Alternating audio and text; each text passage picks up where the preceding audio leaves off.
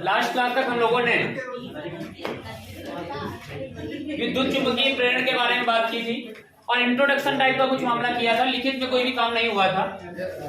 तो सबसे पहले हम इसमें जरा एक छोटी सी बात जो समझने की बात है, विद्युत चुंबकीय प्रेरण में फैराडे ने जो बताया था उसमें डिस्कशन ये हुआ था कि जब भी किसी कुंडली से संबद्ध चुंबकीय फ्लक्स में परिवर्तन होगा, चुंबकीय फ्लक्स का मतलब ये चुंबकीय बल रेखाओं की संख्या में बदलाव होगा, तो उस कुंडली में प्रेरित धारा बहेगी और अगर बदलाव नहीं होगा तो प्रेरित धारा नहीं बहेगी।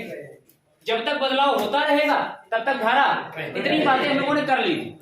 इसके बाद हमको समझने वाली सबसे बड़ी बात है कि चुंबकीय फ्लक्स क्या होता है। तो उसके लिए एक छोटा सा आइडिया लेते हैं। बाय द वे हम लोगों ने एक चीज डिस्कस की कि कहीं पर क्या है कि इस तरीके का कोई मैग्नेटिक फील्ड है। मैग्नेटिक फील्ड का मतलब चुंबकीय क्षेत्र यहाँ पे बना हुआ है और चुंबकीय बल रेखाएं इस तरफ से इस ओर जा रही है। जाहिर सी बात है कि इस तरफ आपने क्या बनाया होगा, एन, और इस तरफ क्या होगा, एस होगा। इस तरीके से आपने इसको मैनेज किया होगा।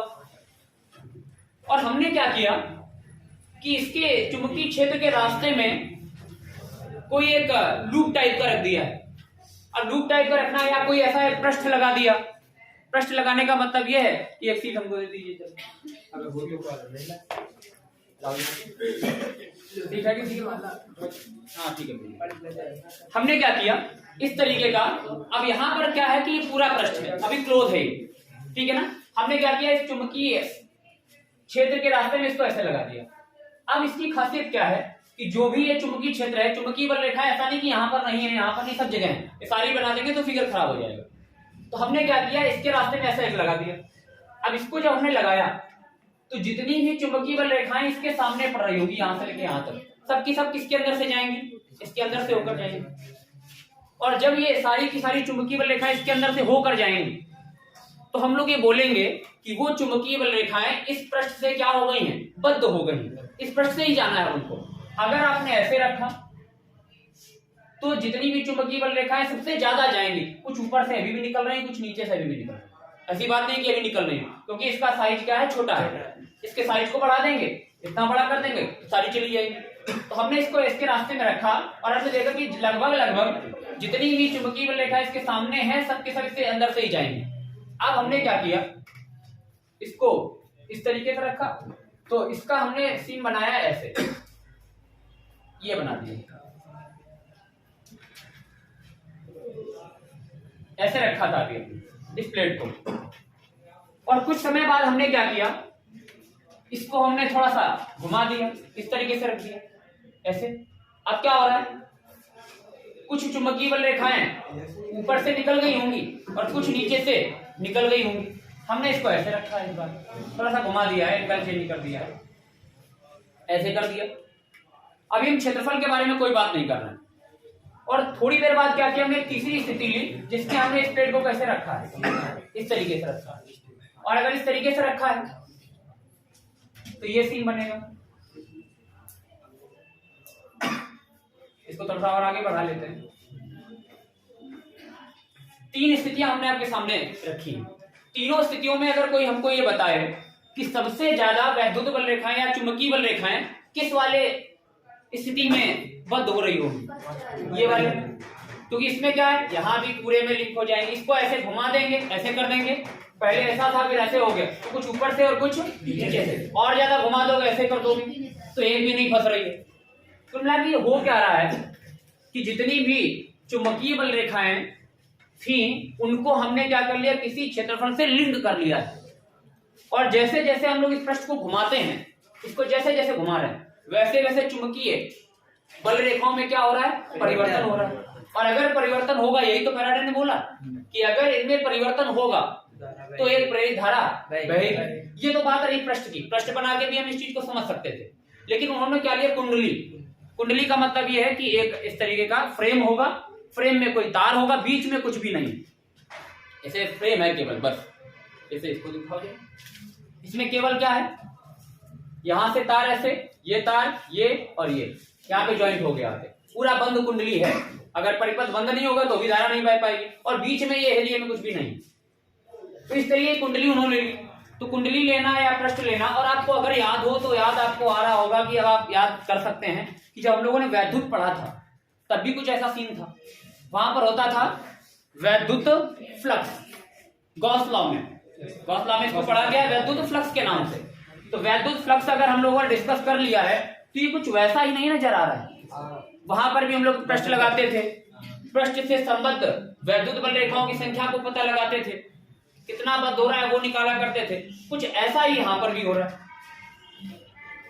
तो फार्मूला वाइज अगर देखा जाए तो बहुत ही आसान है, बिल्कुल सेम, और कन्वर्ट करना हम आपको सिखाई रखे हैं कि किसको किसमें कन्वर्ट करना है वो हम आपको बता रखे हैं। तो फार्मूला वाइज अगर आपको याद हो तो हम लोग क्षेत्रफल की बात, दिशा की बात कर लेते हैं। अगर कहीं पर भी कोई पृष्ठ है, इसका ये पृष्ठ है मान लो, तो अगर आपको याद हो, थोड़ा सा भी अगर याद रख पाए हो, तो क्षेत्रफल की जो दिशा होती है वो पृष्ठ के क्या होती है, लंबवत होती है। ये अगर पृष्ठ है तो क्षेत्रफल हमेशा पृष्ठ के लंबवत होता है। और ये जो चुंबकीय बल रेखाएं हैं या जो वैद्युत बल रेखाएं होती हैं, उनका जो लिंकअप है वो हम लोग हमेशा जब भी देखेंगे तो क्षेत्रफल के थ्रू देखेंगे। हम लोग कभी पृष्ठ में नहीं देखते हैं, हम किस में देखेंगे, क्षेत्रफल में। अगर कोई भी लिंक होगा तो किसमें होगा, क्षेत्रफल में। जितना ज्यादा क्षेत्रफल उतना ज्यादा लिंक। अगर इस क्षेत्रफल को और बड़ा कर दें तो लिंक और ज्यादा होगा, लूप को साइड पे बढ़ा दें, अगर इसका और बढ़ा दिया तो और ज्यादा लिंक हो जाएगा। तो जब भी लिंकअप होगा किसके साथ देखेंगे हम लोग, क्षेत्रफल के साथ। तो यहां पर हम लोग जो बात करने वाले हैं, क्षेत्रफल की दिशा हमेशा पृष्ठ के लंबवत होती है। इसका पृष्ठ ये है, इसका क्षेत्रफल किधर होगा, पृष्ठ के, ये पृष्ठ रहा और ये इसका क्या रहा, क्षेत्रफल की दिशा। मैथ में भी आप पढ़ चुके होंगे अभी तो वेक्टर में। तो क्षेत्रफल एक सदिश राशि है जिसकी दिशा सदैव पृष्ठ के लंबवत होती है। लंबाई और चौड़ाई का सदिश गुणन होता है क्षेत्रफल। लंबाई आपके पास हो और चौड़ाई आपके पास हो, उनका जब सदिश गुणन करवाएंगे क्रॉस प्रोडक्ट, तब क्षेत्रफल निकलता है ए क्रॉस बी, सॉरी ए क्रॉस बी बोल रहे हैं, एल क्रॉस बी, तब आता है क्षेत्रफल ए। वेक्टर क्वांटिटी है ये। तो क्षेत्रफल की दिशा क्या है, इस तरफ। चुंबकीय क्षेत्र की दिशा क्या है, वो भी इधर ही है, चुंबकीय क्षेत्र इधर ही जा रहा है। दोनों की दिशा क्या है, सेम है।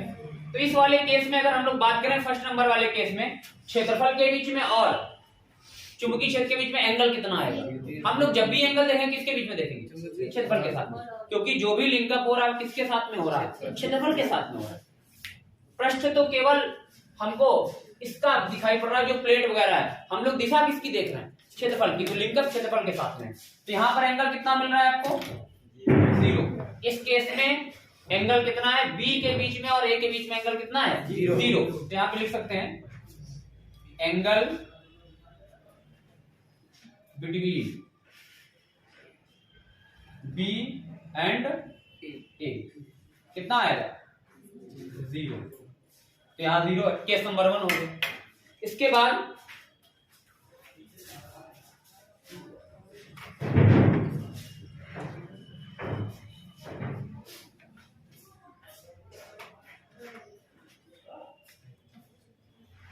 सेकंड वाले में लेते हैं। इसका क्षेत्रफल अब की बार किधर आ गया होगा, तो समझो इधर ऐसे था यूं, इसको आपने घुमाया है, ऐसे आया होगा, इस तरीके से देख लो भाई, ऐसे आया होगा क्षेत्रफल।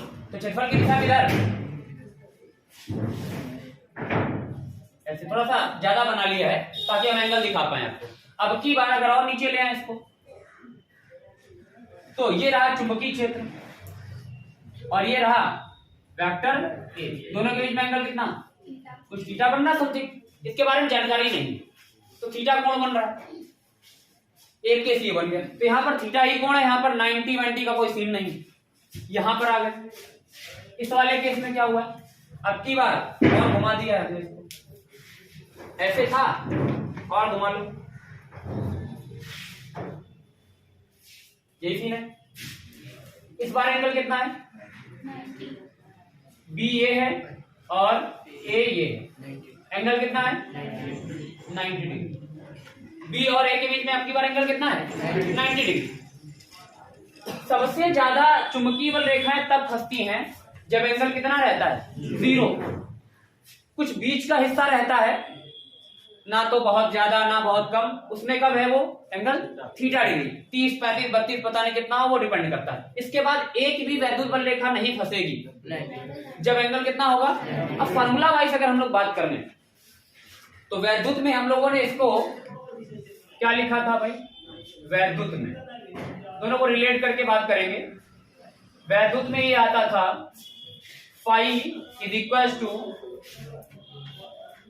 ई डॉट ए, क्यों भाई, या फिर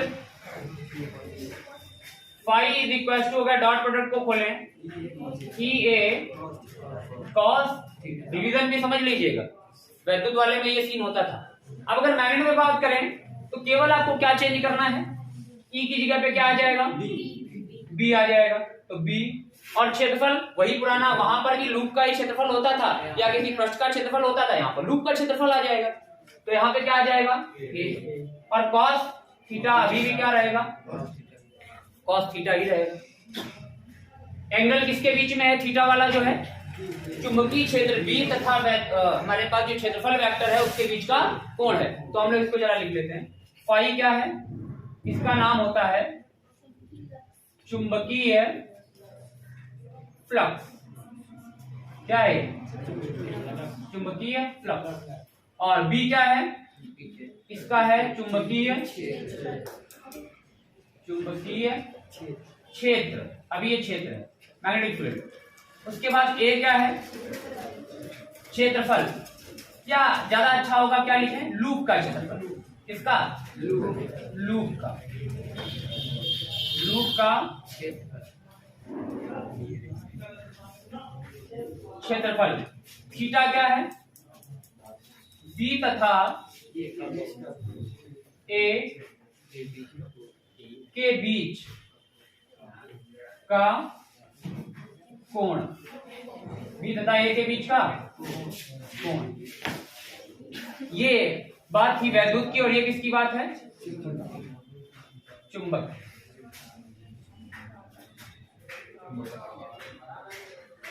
ठीक है ना। तो अगर मैग्नेटिक फील्ड की बात करेंगे तो फ्लक्स इस तरीके से निकाला जाएगा, और वैद्युत की बात करेंगे तो ये बातें हम लोगों ने इलेक्ट्रिक फील्ड में पढ़ रखी हैं, लेकिन रिलेट करने का मकसद केवल ये हो जाता है कि केवल अगर किसी को ये पता हो तो वो वैद्युत वाला फॉर्मूला बना सकता है, और अगर किसी को वैद्युत वाला पता हो, ये ना पढ़ा हो उसने कभी, तो वो वैद्युत वाले से किसको बना सकता है, मैग्नेट वाले से। क्या चेंज करना होता है, जहां जहां पर ई होता है वहां वहां पर बी आ जाता है। ये बात आपको जानकारी में होनी चाहिए, तो आप वही सारे फॉर्मूले रिलेट कर। तो इसको जरा आप नोट कर लीजिए, उसके बाद हम एक एक करके केस लगाते हैं, कब मैक्सिमम होगा कब मिनिमम होगा उसके बारे में डिस्कशन करेंगे। हाँ बनाइए, इसको बनाइए।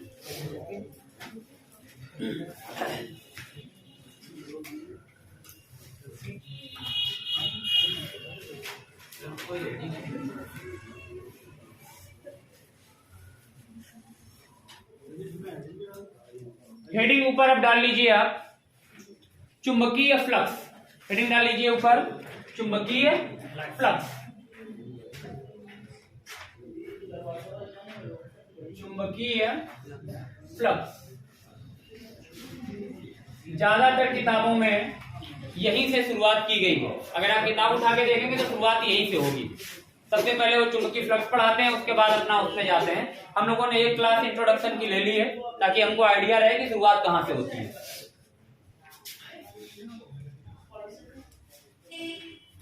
कोई गलती लिखी हो तो जरा बता दीजिए, बता दें।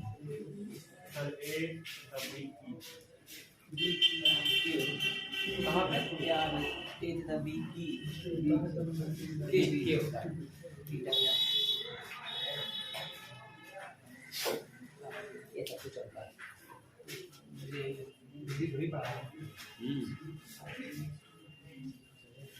मेहनत जी नहीं है, अरे वो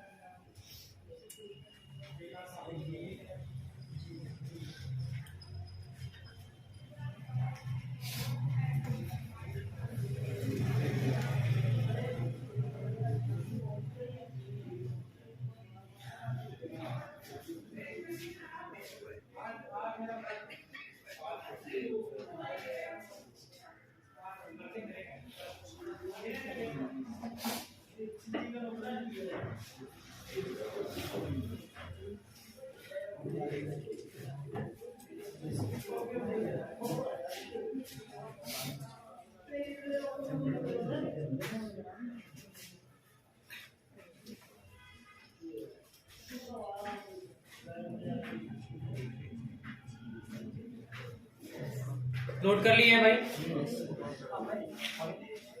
थोड़ा तेजी से कीजिए।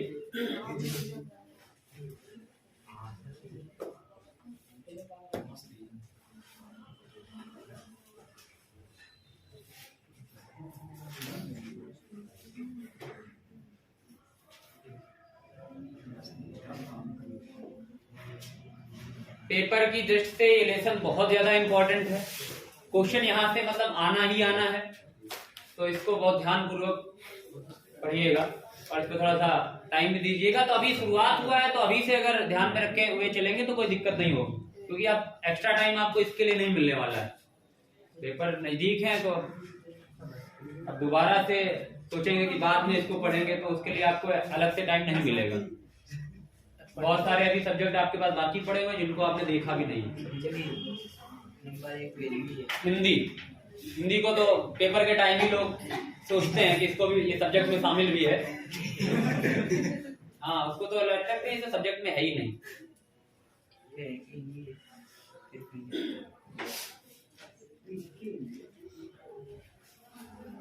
ठीक है भाई, तो केस वगैरह के बारे में बात कर लेते हैं। इसको हटा दिया जाए।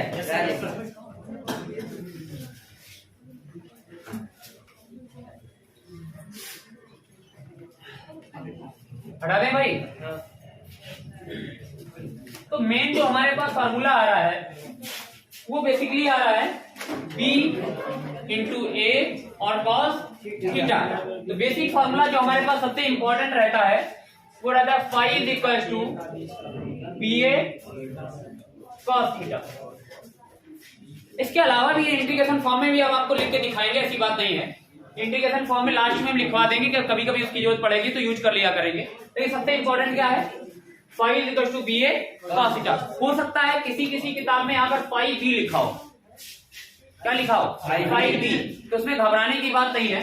फाई बी का मतलब यह है कि हम लोग फ्लक्स निकाल रहे हैं और कौन वाला, मैग्नेटिक वाला, चुंबकत्व वाला निकाल रहे हैं, इसलिए कई बार वो बी लिख देते हैं यहाँ पे। तो नहीं भी लिखेंगे तो कोई टेंशन वाली बात नहीं, हमको पता है कि फ्लक्स ही होता है। ओके, तो ये आ गया आपके पास केस नंबर 1। केस नंबर 1 का मतलब ये हम ये स्थिति की बात कर रहे हैं, इस वाले स्थिति की। तो अगर बी के बीच में, ए एंड बी के बीच में एंगल कितना है, 0 है, उस स्थिति में अगर बात करें तो फाई इज इक्वल टू आ जाएगा। अब बना भी देते हैं इसको यहाँ पे ताकि थोड़ा सा क्लियर रहे।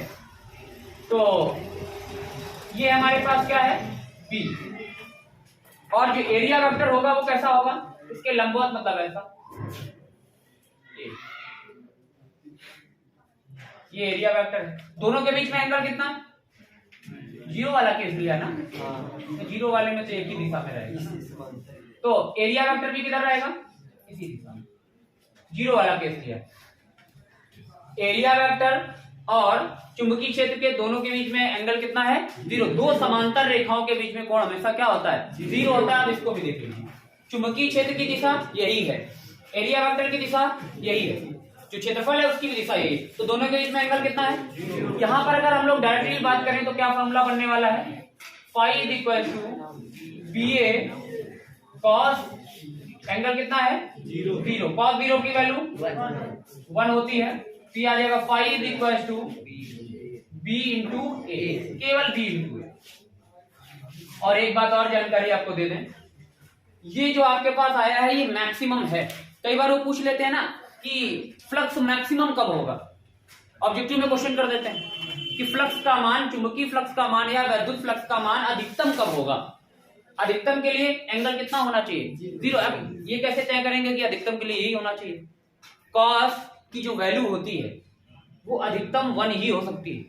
आपने रेंज वगैरह पढ़ा होगा, रेंज पढ़ा है कि नहीं पढ़ा है। रेंज साइन का चलता है -1 से +1, कॉस का भी वही होता है, -1 लोअर होता है और +1 मैक्सिमम जो कॉस का वैल्यू हो सकता है वो 1 ही हो सकता है। और वो कब मिलेगा आपको 0। कॉस की वैल्यू कभी 1 से ज्यादा आ ही नहीं सकती। तो B का मान आपने फिक्स कर ही दिया है कि ये भाई चुंबकीय क्षेत्र है। A का मान आपने लूप को फिक्स कर ही दिया है, लूप को तो रास्ते में चल के लूप को थोड़ी बदलेंगे, एक बार लूप जो ले लिया उसी के अकॉर्डिंग बात करेंगे। तो लूप के मान को आपने फिक्स कर ही दिया है, क्षेत्रफल आपका फिक्स हो ही गया है। तो डिपेंडेंसी की, तो उसी को अगर घुमा रहे हैं तो आप परिवर्तन रास्ते में किसको कर सकते हैं, इसको घुमाते हुए आप घुमा रहे हैं तो एंगल में ही परिवर्तन कर सकते हैं। तो मैक्सिमम के लिए अगर हम लोग बात करें तो एंगल अगर 0 रखेंगे तो उस समय कॉस की वैल्यू होती है मैक्सिमम, इससे ज्यादा कॉस की वैल्यू हो नहीं सकती। तो इस कंडीशन में अगर एंगल 0 है तो कॉस वैल्यू अपनी मैक्सिमम वाली देगा और उस समय फ्लक्स का मान भी क्या आएगा अधिकतम आएगा। तो फ्लक्स अधिकतम कब होगा, जब कॉस क्या होगा 0 होगा। तो यहाँ पर हम लोग यहाँ पर क्या लिख सकते हैं, फाई मैक्स भी लिख सकते हैं, फाई मैक्स भी लिख सकते हैं। तो मैक्सिमम फाई भी आ सकता है। अगर ऑब्जेक्टिव में कभी क्वेश्चन आता है कि इस तरीके की स्थितियों में चुंबकीय फ्लक्स का मान अधिकतम कर सकते हो सकता है, चाहे वो वैद्युत फ्लक्स हो और चाहे वो चुंबकीय फ्लक्स, दोनों में सेम बात है, दोनों के लिए फार्मूला सेम है, दोनों का करने का तरीका सेम है, केवल एक वैद्युत वाला है और एक कौन सा वाला है, चुंबक वाला, लेकिन सब कुछ बाकी सेम है। फार्मूला अगर सवाल भी लगा रहे हो आप, अगर वैद्युत वाले सवाल आपसे लगते हैं तो चुंबकत्व वाले वही सवाल लगने, क्योंकि आपको कुछ नहीं करना है, केवल जहां बी रखते थे वहां ई रख दीजिए या जहां पे ई रखते थे वहां भी रख दीजिए, बाकी सारी चीजें सेम ही है। अगर एक तरीके के सवाल आपको लगाना आता है तो दूसरे के अपने आप आते हैं, ये ध्यान रखिएगा जरा। तो ये केस नंबर 1 है। केस नंबर 2 की बात कर लेते हैं। केस नंबर 2 को करने के लिए हम 1 नंबर वाले को साफ कर दे रहे हैं, इसको आप नोट कर लीजिएगा।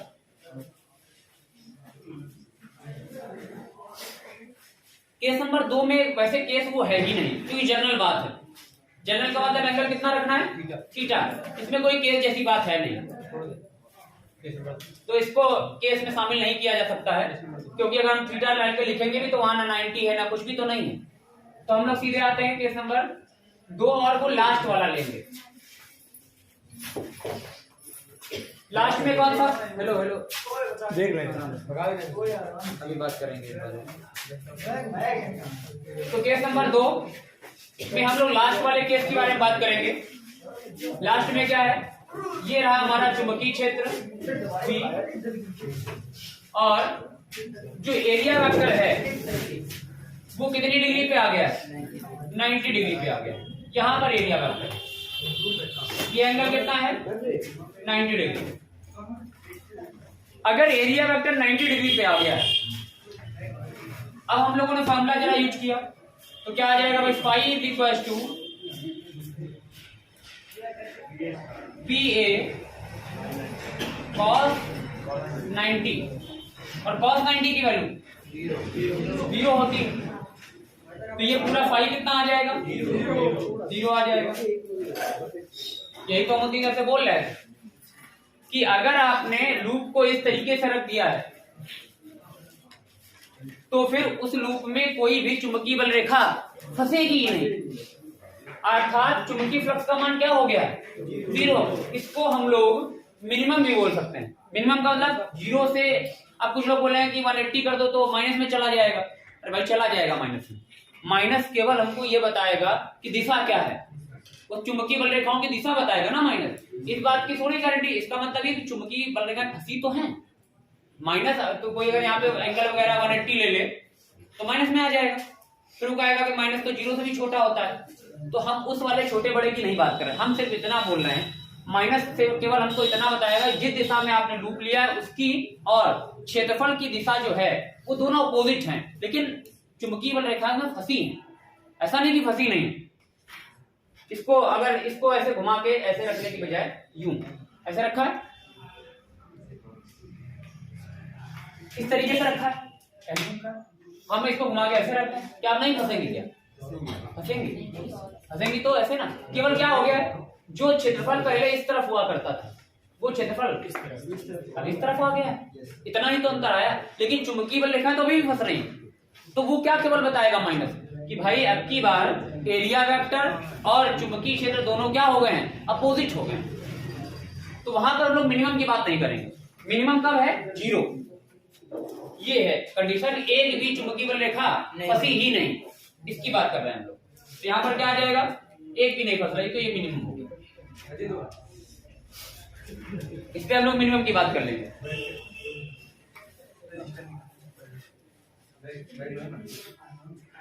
तो ये केस नंबर 2 नोट कर लीजिए।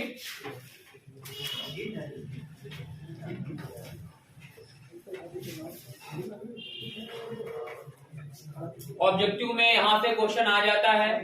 कई बार तो वो केवल इस बात से क्वेश्चन पूछ लेते हैं कि वो आपको चुंबकीय क्षेत्र का मान दे देंगे वेक्टर फॉर्म में आई जे के पदों में, और एरिया वेक्टर का भी मान दे देंगे वेक्टर के फॉर्म में, और बोलेंगे कि हमें फ्लक्स निकाल के दिखाइए। तो लोगों को डॉट प्रोडक्ट करवाना नहीं आ रहा होता है उस समय, तो डॉट प्रोडक्ट करवाना आपको आना चाहिए। और इस तरीके से आपको ये भी पता होना चाहिए कि जो फ्लक्स निकालते हैं वहां पर बी का और ए का कौन सा प्रोडक्ट होता है, डॉट प्रोडक्ट का अदिश गुणन होता है। डॉट में बहुत आसान होता है, आई का गुणा आई के साथ हो जाता है, जे का जे के साथ हो जाता है और के का के के साथ हो जाता है। और आई जे के हम फिर नहीं लिखते हैं।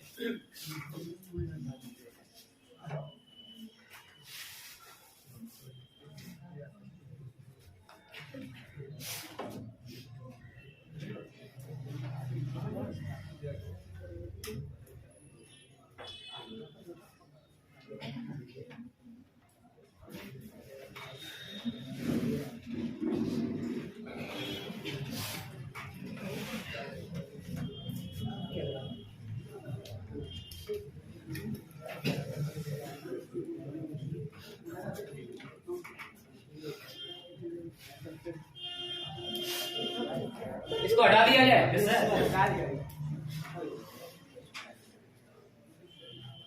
थोड़ा इंटीग्रल फॉर्म में जो फॉर्मूला बनता है उसके बारे में डिस्कशन हो जाए कि उस फॉर्मूले का उपयोग क्या है और उसका बनाने का मकसद क्या है, कब उसका उपयोग करेंगे। हमारे पास उसका सामान्यतः उपयोग नहीं रहेगा इंटरमीडिएट में, लेकिन आगे चल के आपको इसका उपयोग जरूर मिल जाएगा। मान लीजिए कहीं पर इस तरीके का मैग्नेटिक फील्ड है, ठीक है। मैग्नेटिक फील्ड कैसा है? ऐसा भी हो सकता है और ये एक समान ना होकर के कुछ दिशाएं वगैरह अलग अलग भी हो सकती है, वो दिक्कत वाली बात नहीं। लेकिन हमने कोई ऐसा लूप नहीं लिया है जिसकी लंबाई चौड़ाई और आयत वगैरह कुछ फिक्स नहीं है, तो हमने कुछ इस तरीके का लिया है, इस तरीके जिग-जैग सरफेस ले ली। क्या इससे इसको नहीं बंद किया जा सकता?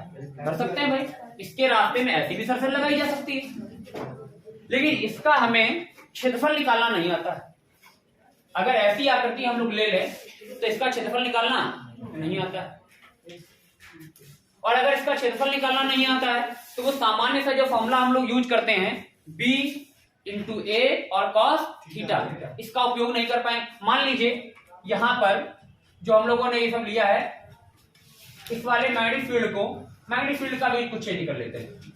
जो मैग्नेटिक फील्ड है वो इस तरीके का ऐसे जा रही है चुंबकीय बल रेखाएं, तो एंगल भी डिसाइड नहीं है। अब एंगल कितना है ये भी नहीं पता चल रहा, ये जा रही है सब ऐसे, क्या करें? तो ऐसी स्थिति में हम लोगों को क्या करना है, अब कैसे फ्लक्स निकाला जाए? तो ऐसी स्थितियों में थोड़ा टिपिकल मामला हो जाता है। फिर फ्लक्स निकालने के लिए हमारे पास तरीका क्या होता है, हम लोग क्या करते हैं, ये हमारे पास है बी, और क्षेत्रफल के लिए किसको लगा रखा है, ये जिग-जैग वाली सरफेस है, इसका क्षेत्रफल निकालना भी नहीं आता है, तो हम लोग क्या करेंगे उस स्थिति में? हम लोग एक छोटा सा एरिया कंसीडर करेंगे, एक छोटा सा एरिया। छोटा सा एरिया जो हम लोग कंसीडर करते हैं उसको क्या बोलते हैं हम लोग? एक छोटा सा हिस्सा लिया है क्षेत्रफल का, उसको क्या बोलेंगे? डीए। एक छोटा सा हिस्सा लिया उसको क्या बोला हमने? डीए। आपको एक कॉन्सेप्ट हमने बता रखा है कि जब बहुत ज्यादा डिफिकल्ट मामला होता है तो हम लोग फिर बड़ा सा क्षेत्रफल नहीं कंसीडर करते हैं। ये सवालों में करने के लिए या डेरिवेशन करने के लिए हम लोगों ने बहुत बार ऐसा किया होगा। तो हम लोगों ने एक छोटा सा हिस्सा लिया, कौन सा? डीए। अब डीए के लिए हम लोग फ्लक्स निकाल लेंगे। तो अगर डीए लिया है तो फ्लक्स कैसे लिखा जाएगा? इस इतने से एरिया में, इस डीए एरिया में जो फ्लक्स बना होगा या जो फ्लक्स फंसा होगा उसको भी हम लोगों ने क्या बोला? D phi. फ्लक्स कितना आया? D phi. टोटल नहीं निकाल पाए, इस पूरे क्षेत्रफल से कितना संबद्ध हुआ नहीं पता, लेकिन इस छोटे से हिस्से में कितना आया? D phi. और ये जो हम लोगों ने क्षेत्रफल लिया वो कितना? डीए। डीए क्षेत्रफल में जो फ्लक्स के लिए बात कर रहे हैं वो कितना है? D phi. अब इस डी फाई को निकाल लेते हैं। तो डी फाई को कैसे निकालेंगे? D phi is equal to चुंबकीय क्षेत्र कितना है? बी। चुंबकीय क्षेत्र कितना है? बी। और यहां पर मान लीजिए डॉट लगता है तो डॉट भी लगा लिया। और इसके बाद क्षेत्रफल कितना? डीए। ये वेक्टर फॉर्म में लिखेंगे जब डॉट लगाएंगे तो हम लोग, जरूरत पड़ेगी तो cos थीटा भी लिख लेंगे। अब हमने केवल कितना निकाला है? डी फाई निकाला, जबकि हमको तो टोटल निकालना है। टोटल कितना है? तो टोटल के लिए अगर आपको याद हो, अब आप थोड़ा सा मैथ भी जानने लगे हैं तो आप छोटी छोटी चीजों को जोड़ने के लिए जो तरीका है हमारे पास वो है समाकलन, इंटीग्रेशन। तो हम लोग छोटी छोटी चीजों को जोड़ने के लिए किसका उपयोग आजकल करते हैं? समाकलन का उपयोग करते हैं। तो दोनों पक्षों का क्या करने पर? दोनों पक्षों का समाकलन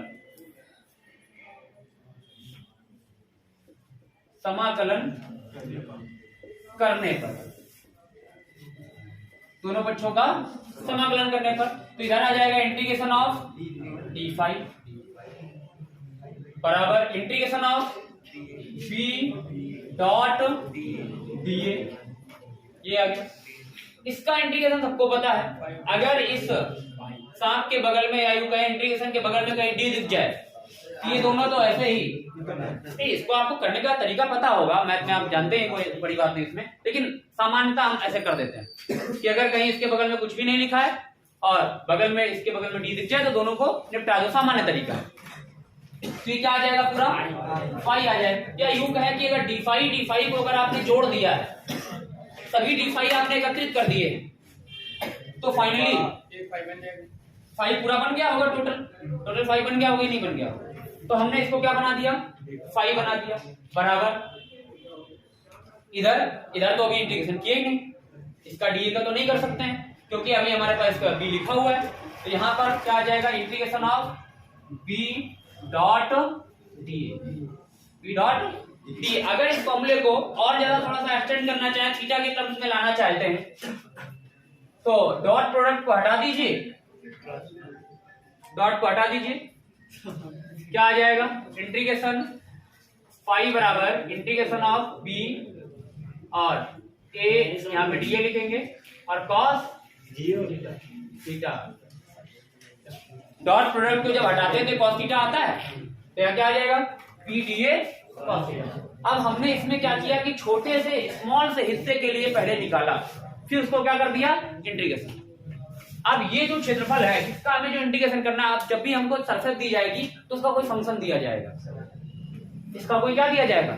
क्षेत्रफल के लिए कोई फंक्शन दिया जाएगा कि ऐसी ऐसी आकृति है, उसका फंक्शन वगैरह लिखेंगे, फिर हम लोग इंटीग्रेशन करेंगे। मैथ में आपने पढ़ा होगा लिमिट लगा करके हम लोग उसमें करते हैं, पढ़े कि नहीं पढ़े? कोई मान लीजिए हमारे पास इस तरीके की कोई आकृति है यहाँ पे ऐसे, अब इसका क्षेत्रफल निकालना है तो यहाँ पर एक स्ट्रिप डालते हैं, स्ट्रिप, इसका इतने हिस्से का क्षेत्रफल निकालते हैं पहले, शायद आपके कोर्स में ना हो। फिर हम इसी स्ट्रिप को यहां से लेकर के यहां तक घुमाते हैं, वहां के लिए लिमिट लगाते हैं x बराबर 0 से लेकर के मान लीजिए x बराबर 4 तक गया। तो ऐसी आकृतियों का अगर हमें क्षेत्रफल निकालना है तो उसके लिए फिर हमको इसका फंक्शन देते हैं, इसका समीकरण क्या है वो समीकरण यहाँ रखेंगे, फिर इंटीग्रेशन किया जाएगा। तो वो तरीका हमारे मतलब उतने ज्यादा लंबी सवाल हम लोगों को नहीं मिलने वाले हैं, लेकिन डिफरेंशिएशन तक तो करना पड़ सकता है। ये सारी बातें अलग की हैं। अब इसी में अगर आपको याद दिलाएं, गॉस लॉ में क्या हुआ करता था, गॉस लॉ में भी ऐसे हम लोगों ने बनाया था। गॉस लॉ में क्या आता था बताओ जरा। गॉस ने तो बोल दिया था कि आप किसी भी तरीके की किसी भी आकृति को ले लीजिए, E D A cos theta जो आएगा वो कितना आएगा, Q अपॉन एप्सिलॉन नॉट। ये गॉस के नियम में उन्होंने बता रखा था, तो हमारे लिए फायदा हो जाता था। वो बोलते थे कि आप कोई भी आकृति ले लो, चाहे आप सिलेंडर ले लो, चाहे आप कोई जिगजैग वाली सरफेस ले लो, चाहे आप कोई सिलेंडर के बाद कोन ले सकते हो, कुल मिलाकर बंद करना है आपको। और जैसी ये सरफेस आप लें, जो फ्लक्स आएगा वो हमेशा कितना आएगा, Q enclose upon epsilon not ही आएगा। वहां पर भी यूज होता था, देखो यहां पर भी आया है। फ्लक्स निकालने का तरीका जो वहां पर था वही यहां पर, लेकिन इस बार हमको टोटल फ्लक्स के बारे में कोई खास जानकारी नहीं है कि आप किसी भी सरफेस से बंद करें तो वो इतना ही आए, ऐसी जानकारी नहीं। इस जानकारी के लिए हम लोगों ने सहायता ली थी एम्पियर के नियम से। एम्पियर का नियम वो परिपथी नियम, जो धारा को बांध लो तो हमेशा कितना आएगा, कितना आता था बोलो भाई, म्यू नॉट इंटू आई इनक्लोज, ये आता था। वहां पर लाइन इंटीग्रेशन चलता है, म्यू ये आता था, म्यू नॉट और आई इनक्लोज। जबकि यहाँ पे क्या आता है, Q enclose upon epsilon not. जानकारी हमने आपको ये दी होगी कि जहां जहां पर क्यू होता है वहां ये एप्सिलॉन नॉट की जगह क्या रिप्लेस हो जाता है, म्यू। यहाँ पे ये दोनों अपोजिट चलते हैं, ये और ये, तो ये नीचे आता है तो ये कहाँ आता है, ऊपर। और आवेश की जगह क्या आ रहा है, धारा आ रही है। ये एम्पियर का परिपथी नियम था, तो ये तो हम लोग डिस्कस कर ही चुके हैं, इसके बारे में बात कर लेंगे बाद में। फिलहाल एक्स्ट्रा में आप इसको डाल सकते हैं कि अगर कहीं जिगजैग सरफेस है तो इस तरीके से भी हम लोग निकाल सकते हैं, तो इंटीग्रेशन के तरीके में फिर जाना पड़ेगा।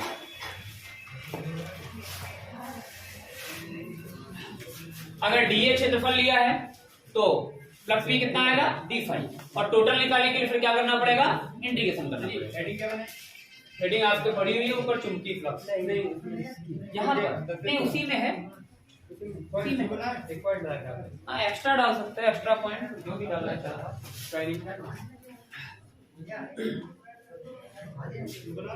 हाँ बना लीजिए दोनों।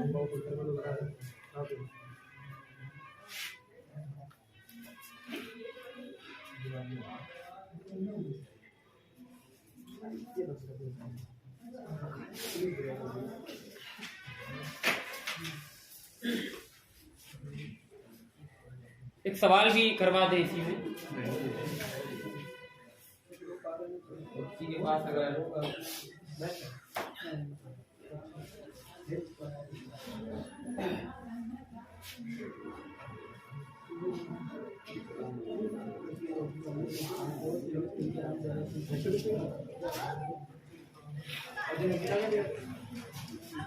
हाँ vector integration of B dot D और वेक्टर दोनों के ऊपर लगा हुआ या अभी 15 मिनट है मात्रकों के बारे में, सीमा के बारे में, इन सब चीजों के बारे में बात करते हैं।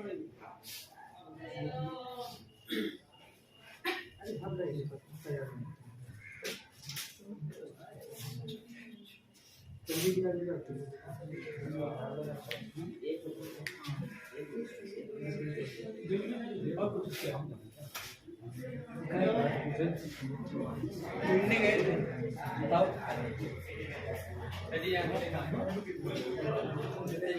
वाले ये नहीं सर जी, वो काम नहीं करेगा।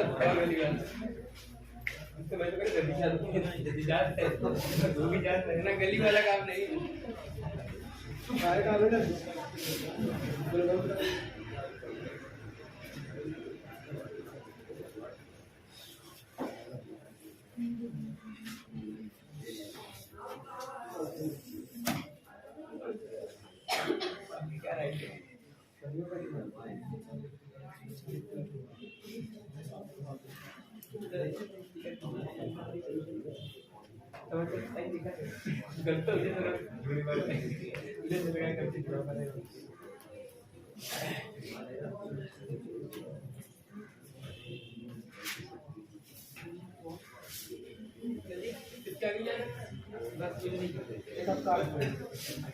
बंद कर दो।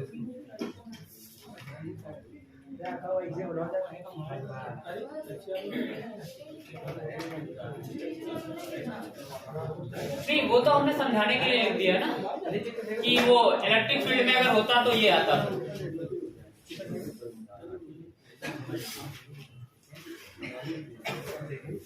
चलिए भाई, मात्रक के बारे में बात कर लेते हैं। हटा दिया जाए इसको।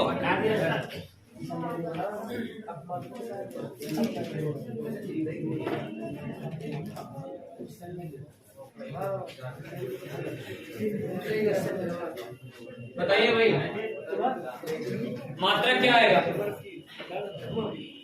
फॉर्मूले से अगर मात्रक लिखना चाहें तो phi is equal to BA cos theta. cos theta में जब एंगल रख देंगे तो कांस्टेंट में चला जाएगा, कांस्टेंट का कोई मात्रक है नहीं। B का मात्रक क्या है? टेस्ला लिख लें, बोलो भाई। B का मात्रक क्या है? टेस्ला। और A का मात्रक क्या है? Metre square. तो मात्रक क्या बन गया? Tesla metre square. यहाँ थोड़ा डर लगा देते हैं। तो मात्रक क्या आएगा? बोलिए नहीं, मात्रक आएगा टेस्ला मीटर स्क्वायर। इसका एक नाम और है, इसी को टेस्ला मीटर स्क्वायर को ही बोला जाता है वेबर। क्या बोलते हैं? Weber, only weber. क्या बोलते हैं? केवल वेबर। तो टेस्ला मीटर स्क्वायर को ही क्या